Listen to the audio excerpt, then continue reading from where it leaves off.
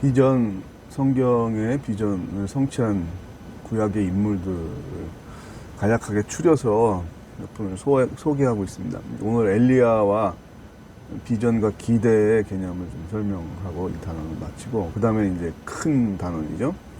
지금 성부 하나님과 비전을 큰 1단원이면, 2단원은 이제 성자 하나님과 비전입니다. 그래서 다음부터는 예수 그리스도를 통한 우리의 비전, 예수님의 비전, 그 직분을 설명하면서 비전을 계속 강의를 하도록 하겠습니다.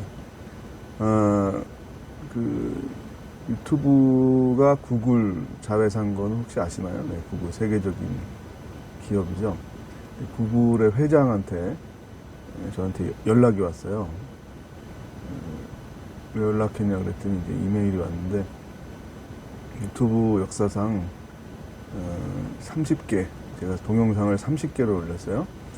30개를 올린 중에 세계 최저 조회수, 최저 댓글, 그다음에 최저 구독자, 세 가지 기록을 다 갱신해서, 그럼에도 불구하고 포기하지 않고 계속 동영상을 올려주는 거에 대해서 고맙게 생각한다고 한번 직접 와서 미국 회사 구글로 찾아오면 좀 대화를 하고 싶다 그래서 제가 짧게 거절했습니다. 이유는 비행기 값이 차비가 없어서 못 간다고 얘기를 했습니다. 제가 이걸 구두로 한 그 선배님, 교수님한테 얘기했더니, 진짜? 구글 회장이 메일이 왔어? 그렇게 순진하고 착한 분이 아직도 계시기 때문에 이 세상에 아직도 하나님의 심판을 면하고 있는 것 같아요. 자, 농담이었고요.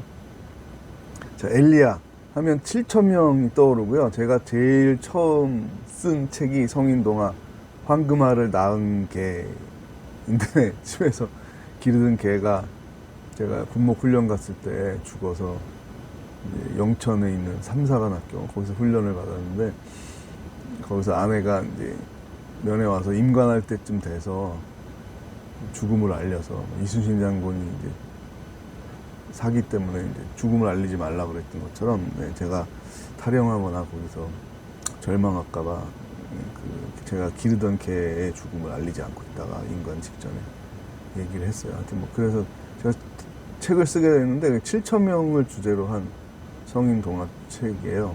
29살에 제가 생생할 때 쓴 책이고, 그게 이제 제일 많이 팔린 책이에요. 제가 쓴 책 중에서. 그러나 절판돼서 지금 중고 알라딘, 중고 교보에도 찾아보면 한두 번 있을까 없을지도 모르겠습니다. 아무튼 자, 엘리야 선지자 하면 떠오르는 게 7,000명이에요. 이제 모두 다 바알에게 무릎을 꿇었어요. 엘리야의 절망이잖아요. 저도 죽을 것 같아요. 차라리 저도 그냥 죽이시죠. 이 정도로 지금 절망이 심하고, 어머니 왜 나를 낳으셨어요? 우리나라에도 굉장히 그 삶을 절망하고 자학했을 때 하는 말인데, 그 원조 같아요, 엘리야가. 하나님 왜 나를 지으시고 이 시대의 선지자로 세웠어요? 저도 그냥 죽이시죠. 죽고 실패를 인정하고 끝내시죠. 야, 이건 굉장히 강력한 항의. 하나님을 욕을 하는 것보다 훨씬 더 하나님을 난처하게 만드는 그런 절망이었죠. 근데 하나님은 왕상 19장 18절에 이렇게 간단하게 말씀이 나와요. 내가 이스라엘 가운데 7,000명을 남기리니 다 바알에게 무릎을 꿇지 않고 바알에게 입맞추지 아니한 자니라. 그렇다고 해서 이 7,000명이 아라비아 숫자, 그 물리적인 숫자 7,000이 엘리야를 따라다니면서 우리가 하나님이 남겨둔 7,000입니다 하고, 이게 실체가 나타나가지고 엘리야를 도와주고 엘리야를 탄압하는 바알 세력들과 전쟁을 하고 뭐 그런 게 아니에요. 없어요. 저는 많이 이걸 고민하다가 그 성인동화의 주제로도 쓴 건데, 이 7,000명은 어느 시대나 하나님이 남겨놓은 비전의 사람들이다, 이렇게 의역을 해본 거예요. 종교개혁 시대에는 마르틴 루터와 요한 칼빈과 그를 돕는 사람들이 그 시대에 7,000명인 거죠. 또 뭐 우리나라로 치면 일제시대에 박해와 고문, 기독교에 대한 탄압을 딛고 순교하고 그 신앙을 지켰던 뭐 주기철 목사님과 그 신앙의 우리 선조들이 그 시대를 또 지탱한 7천 명인 거고, 또 나라마다 다 있겠죠. 네.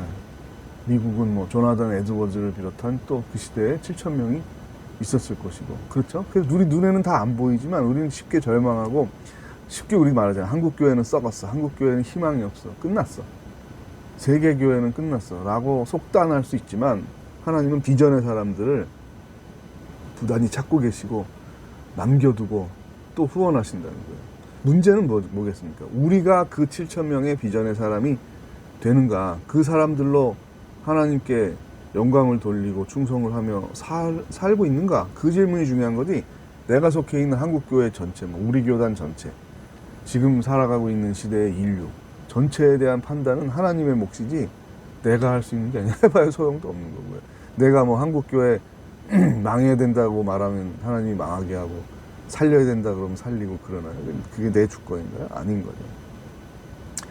비전 상실의 위기예요. 엘리야는 보이질 않아요. 하나님도 없는 것 같고 바알만 보여요. 바알 추종자들만 보여요. 살아있는 권력, 살아있는 실제 권력, 왕과 왕비가 자기를 죽이려고 해요. 아니, 무슨 희망이 있겠어요? 가난해. 사람들은 먹을 것도 없어.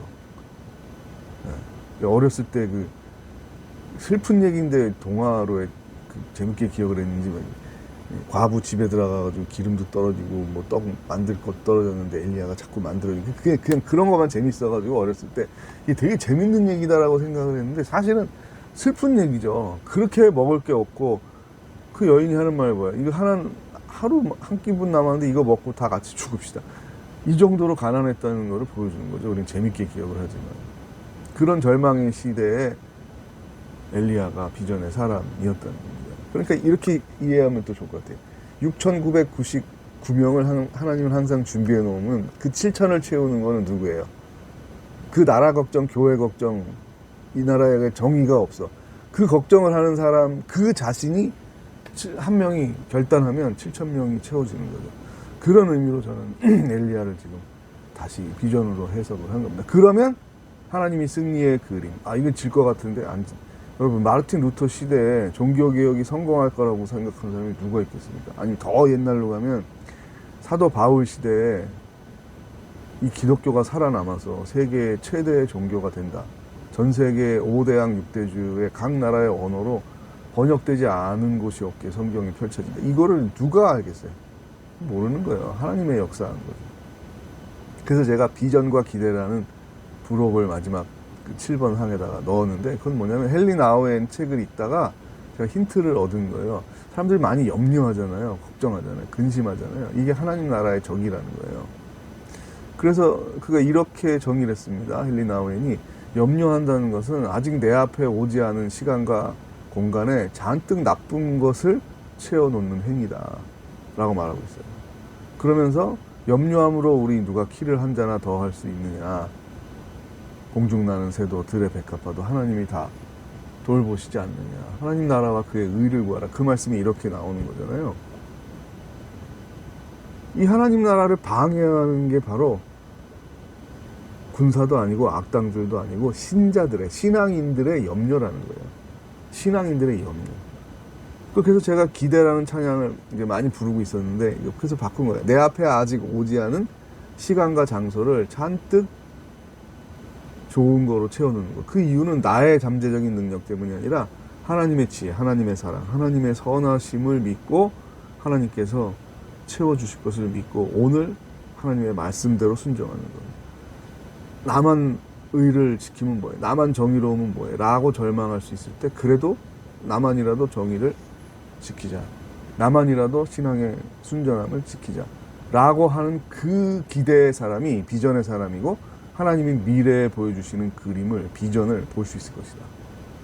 그것이 곧 7천 명이다. 하나님 나라는 7천 명과 깊은 관련이 있는 거죠. 그래서 이걸 테마로 제가 황금알을 낳았는데, 29살에 제가 동화로, 우화로 썼어요. 그때만 해도 제가 참 미래가 보이는 괜찮은 사람이었는데, 점점 염려에 잡혀먹으면서 많은 실패들을, 많은이 아니라 큰 실패죠. 종류가 중요한 게 아니라 숫자가 중요한 게 아니라 큰 실패를 하고 고통 가운데 살고, 뭐 진행형이라고 말해도 과언이 아니죠. 아직도 힘든 삶을 살고 있습니다. 이 강의를 듣는 성도들, 또 청년들, 신학생들 있으면 다시 한번 엘리야의 그 상황보다 내 상황이 훨씬 더 나은 거지. 오죽하면은 로뎀나무 아래서 장신대도 로뎀이 지금도 있나고 그랬어요. 우리 학교 다닐 때는 있었는데. 그 장소가 모여서 제잘거리고 하고 뭐 간식 먹고 우리는 그랬지만 사실은 절망의 자리였고 죽음의 자리고 날 죽여요. 날 차라리 죽이세요라고 했던 그 자리예요. 비전이 완전히 상실되는 거예요. 안 보이는 거죠. 흐려서. 그냥 짙은 안개와 미세먼지가 가득한 그림인데 거기에 하나님 우리에게 주신 기대가 뭐냐면 7,000명 있어. 네가 결단하는데 한 명 채우면 되는데 네가 일어나서 7,000명이 됩니다. 이 놀라운 메시지를 우리에게 주고 있습니다. 자, 여기까지 구약의 인물들을 몇 분을 추려서 우리가 믿음의 조상들을 비전의 관점으로 설명해 보았습니다.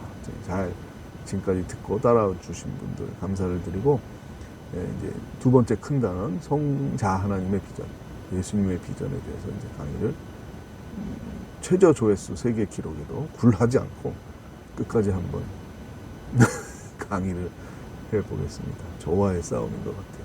절망. 왜 저에게 유튜브를 알게 하시고 유튜브를 해보라고 한 그 나쁜 제자. 그래서 그 죄책감에 그 제자는 아직도 듣고 있어요. 보니까. 다음에 만나요.